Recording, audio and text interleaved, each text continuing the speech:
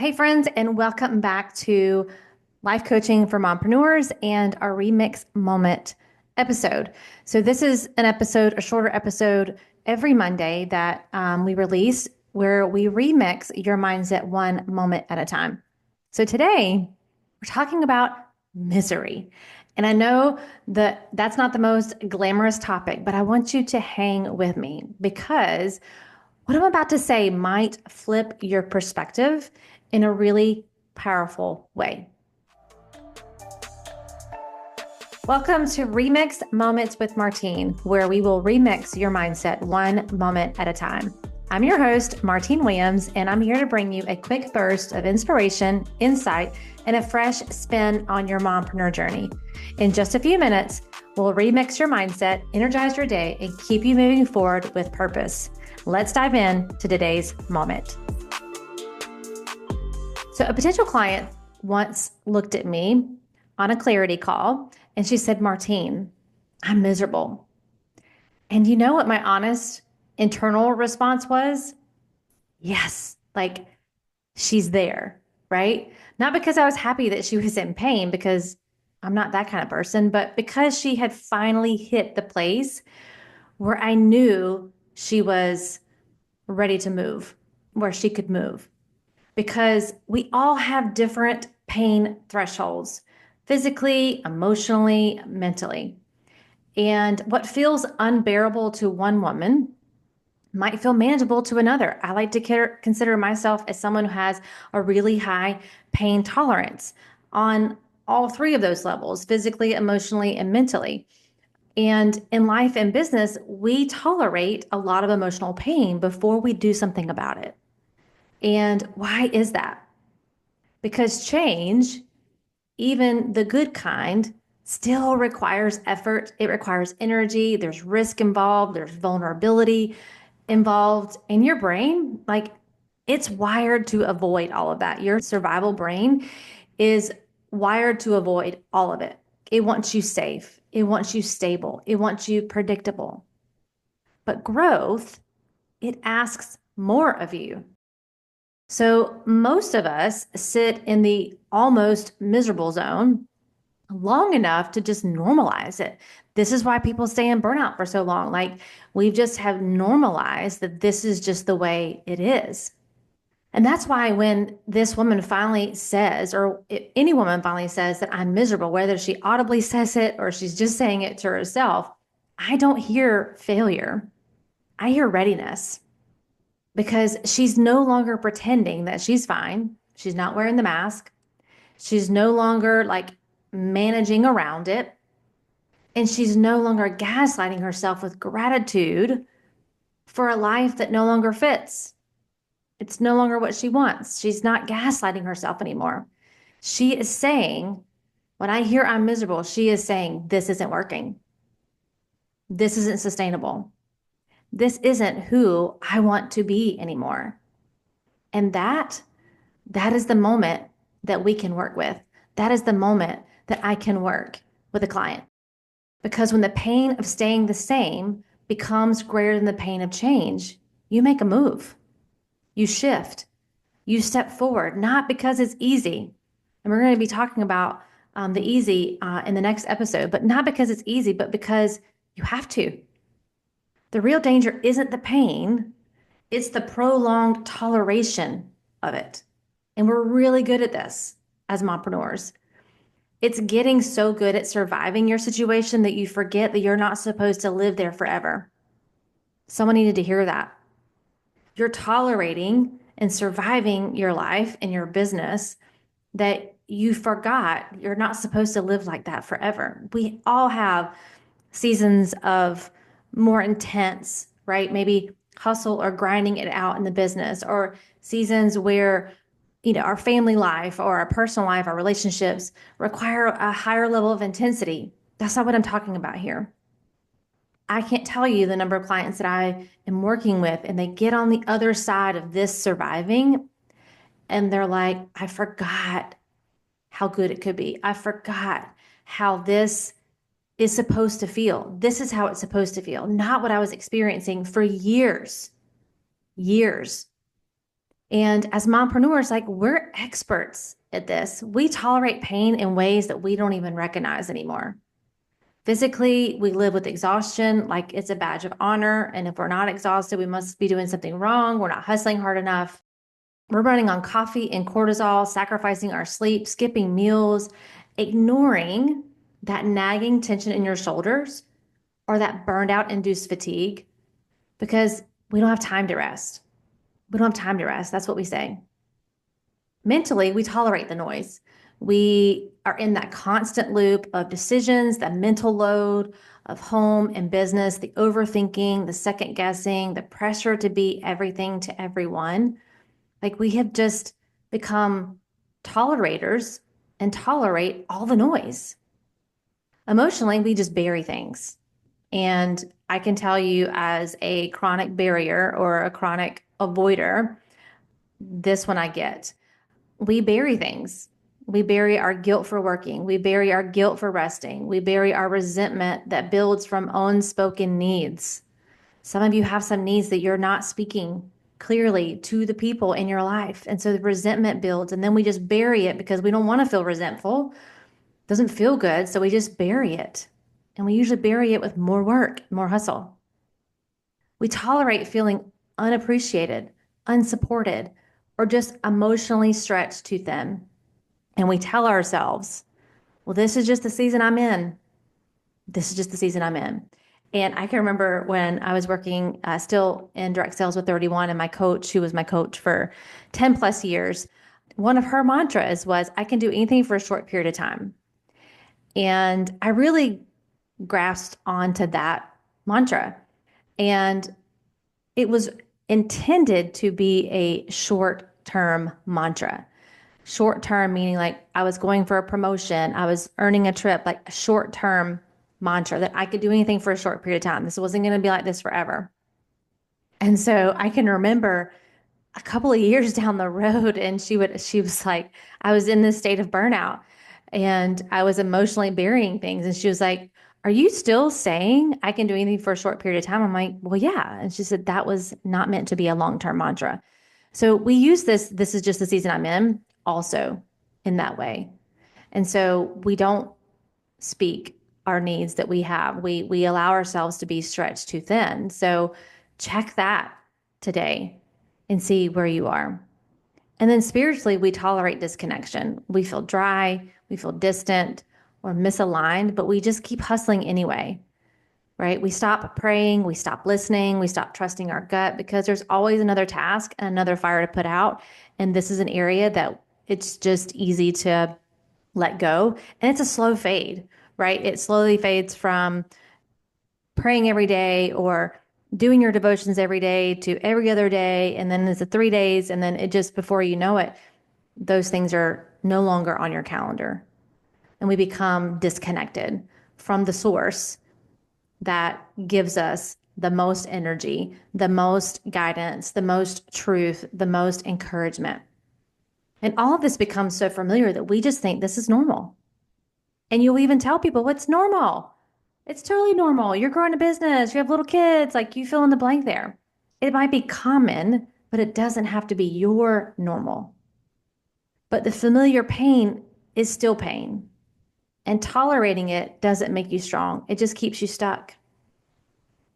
If you're miserable, don't hide it. Don't numb it. Don't shrink from it. Use it. Let it clarify what matters. Let it show you where the misalignment is. Let it be your wake-up call, not your shame spiral. Misery doesn't mean you're broken. Hey friend, let's talk. It's time to book your clarity call. We are going to spend 1 full hour focused on you. A clarity call isn't about pressure. It's about possibilities. It's about you. You having a space to talk through what's on your heart and mind, you walking away with a clear vision and practical next steps, and you feeling confident in what's next and how to get there. You don't need to have it all figured out. That's my job. All you need to do is show up, and we'll figure it out together. This is the best hour you can invest in yourself right now. Not in 6 months from now, not next month, right now. And don't just take my word for it. Here's what one of my coaching clients had to say after working together. Martine is probably the most versatile coach out there. She meets you where you are, whether it's personal or professional challenges, mindset, ideas, brainstorming, or digging into business analytics. She's so relatable and accepting that I truly believe she could help almost anyone. That transformation, it starts with one conversation. It's time to stop spinning your wheels and start making real progress. So head right now to martinewilliams.com or in the show notes and grab your private clarity call spot on my calendar before they're gone. And since I personally monitor my inbox, if you don't see a time slot that fits your calendar, just send me an email at martinewilliams.com with free times that do work, and I will make it work for you. All right, friend, let's get back to the show. So when you are doing a thought download, and this is something I work with my clients all the time, and they start doing this exercise, the Triple C Belief Breakthrough Method, the self-coaching model, when they start using these tools that I'm teaching them in one-on-one coaching, there's an opportunity for the shame spiral because you actually start consciously seeing what you're thinking, and then you start judging yourself for what you're thinking. And that's not what this is about. It's never about that. It's always just about having a conscious awareness around, this is my misery. This is where I'm out of alignment. This is where I am needing to clarify what matters most. This is what I've been making matter most. So this is not an opportunity to go down the shame cycle. This is for you to be a wake-up call. Because misery, again, doesn't mean you're broken. It just means that you're ready. You're ready for a remix. You're ready for a new level. So let me ask you today, what are you tolerating that you know is draining you? Don't judge it. Don't shame it. Don't anything. We're just gathering the facts or your thoughts. What are you tolerating right now that you know is draining you? Number two, where have you normalized something that needs to be addressed? Where have you normalized a behavior, a habit, something that needs to be addressed? Could be your burnout, could be your pace, could be relationships. Where have you normalized something that needs to be addressed? And what might shift if you stopped numbing and started naming it? What would shift if you stopped numbing it, avoiding it, burying it, and started naming it? This is your moment. This is your opportunity to move forward, not in shame, but in power. Empowered to really look at what's going on. And this requires you to slow down. You've heard me say it on the podcast many times. We have to slow down to speed up. And so this, for some of you, might feel like fluff. For some of you, this might feel like, yeah, I'll do that one day. I'm telling you, this is an amazing opportunity. If you've gotten to that pain point, this is your opportunity to make a move. This is your opportunity to see what's going on, what you have normalized, or what someone else has said is normal for you, and you no longer want to be there. So I do celebrate misery sometimes when I'm with a client, when I'm with a friend, or even within myself. I feel it. Like when I am in that place of pain, I'm like, okay, this is fertile ground for change. This is fertile ground for me to finally choose to do something else. And y'all, I have a really high pain threshold, and I wish I didn't, because I normalize things for too long. For too long. I avoid things for too long. I accept things as normal for too long. And it takes a lot of pain for me to make a move. And so if that's you, I totally get you. And the more you do this work on a regular basis, the more you check in with yourself versus checking out, and check in with how you're feeling, what you're thinking, what are your actions that you're taking? Are they helping you get closer to the life and the business that you're trying to design, or are they taking you further away from it? But the more you do this, the more you realize you don't have to stick it out. You don't have to push through. You don't have to just feel the misery or feel the pain until you get to that place. Most of us have to get to a certain level, but I'm learning in the last 3 or 4 years, like, wow, I have a really high pain tolerance. And look at how long I stayed in that place of misery before I moved. And so I've just been investigating that. I haven't been judging myself for it. I haven't been shaming myself for it. I've just been like really curious and investigating, why is that? And I will tell you that it's come down to two things for me. And this is going off a little bit of the subject here, but this might relate, you might relate to this. So number one is I realize that can have a high level of avoidance behavior because I don't like conflict and I don't like saying hard things to people.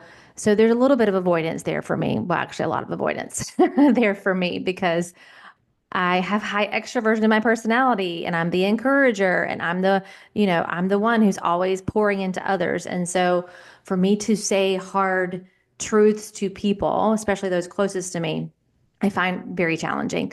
I'm totally cool with it. I just did it yesterday with a potential client. That's how I coach. I definitely will tell you what you need to hear, not what you want to hear, because that's what you're paying me for. But the other piece is one of the things that the Pro Scan shows you, one of the 4 cornerstone personality traits that we all have is called PACE, your PACE trait. So your PACE trait is your patience trait. Mine is high, like it's way above the midline. So I do have a higher level of patience with myself and with others, AKA a higher pain tolerance. And so between those two things, it does take me a while to get to that place of misery that this potential client was at. But I'm learning to listen a little more clear and giving myself the opportunity to really see those pain points before they get to that and make a move quicker than I used to. So again, this is all awareness. This is all being conscious of your thought patterns, conscious of your action patterns, conscious of your emotions. What are you feeling? What are you avoiding feeling? And it's just an amazing journey. But again, I do celebrate misery sometimes because I know what it leads to when you're willing to face it. So if you're ready for what's next, if you're done tolerating what's no longer serving you, I see you, girl. I see you, friend. And I'm here for you. So if this episode spoke to you, I want you to take a minute. Number one, I want you to answer those questions that I talked about here towards the end. But I also want you to share this with a friend who might need to hear it too, because she might be seeing her misery as a place that she has to stay and doesn't realize it's actually a prime opportunity for change. And this could really help her. And if you haven't already, tap the follow button for this podcast so you don't miss any of the episodes that we have coming up. I also want to give you the opportunity to book your free clarity call. I talk about these on every episode because it's an hour opportunity for you and I to be together to look at where you're at, where you want to go, and what is the process or what are those next steps to help you get there. In and of your own brain, sometimes you just can't see that process and you can't even clearly see where you want to go. So that's what we do on the clarity call. It's completely free. You can go to the show notes and you'll see the link to book that clarity call. If you're not on my mompreneur glow up list, this is my weekly email list, a weekly email that goes out every single Monday. I want to encourage you to do that. That link is also in the show notes, or you can just go to martinewilliams.com and you can see all those things. But you've got this and I've got you. So I will catch you on the next episode.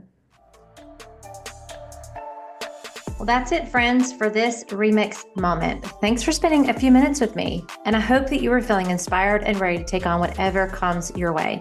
Remember, even small moments can lead to big changes.